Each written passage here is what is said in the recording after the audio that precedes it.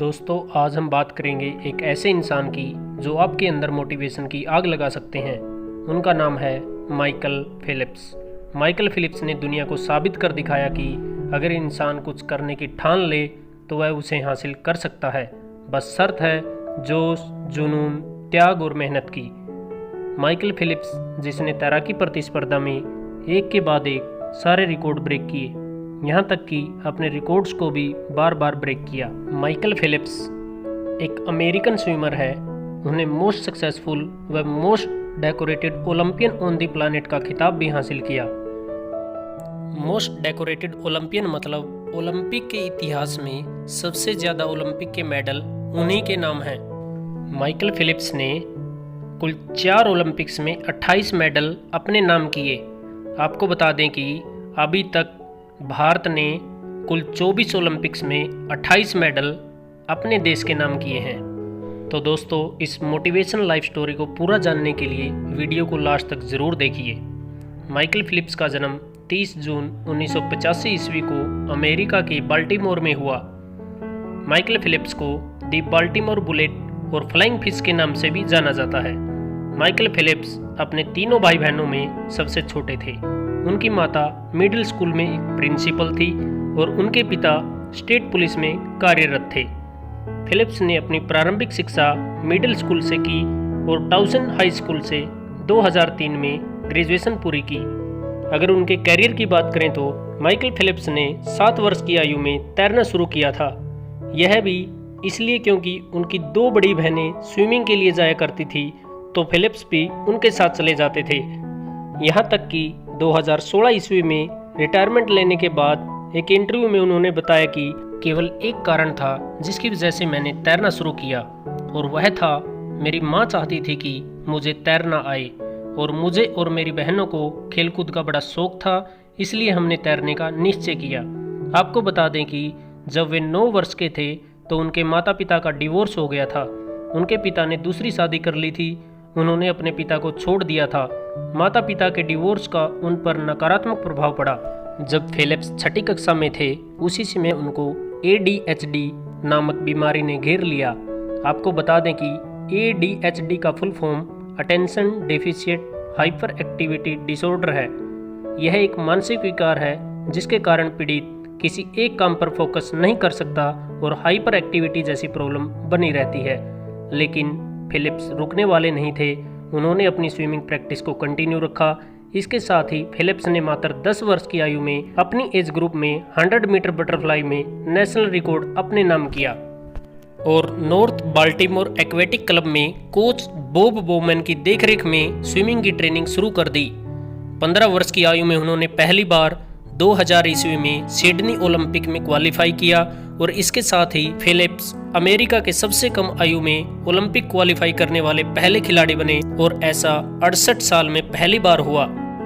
उसके बाद वर्ष 2004 ईस्वी में एथेंस ओलंपिक में माइकल फिलिप्स ने कुल 8 मेडल अपने नाम किए, जिसमें 6 गोल्ड मेडल और 2 ब्रॉन्ज मेडल शामिल थे। फिर 2008 ईस्वी में बीजिंग में हुए ओलंपिक में कुल 8 गोल्ड मेडल माइकल फिलिप्स ने अपने नाम किए।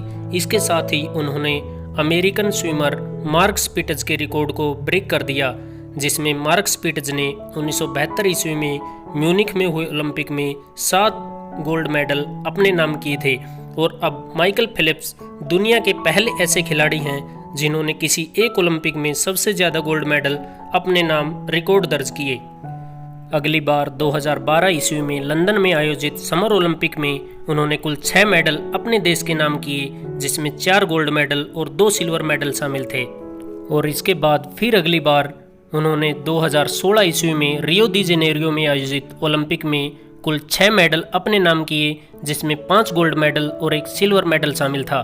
इस प्रकार फिलिप्स लगातार 4 ओलंपिक 2004, 2008, 2012, 2016 में सर्वाधिक पदक जीतने वाले पहले खिलाड़ी रहे, जो कि एक रिकॉर्ड है।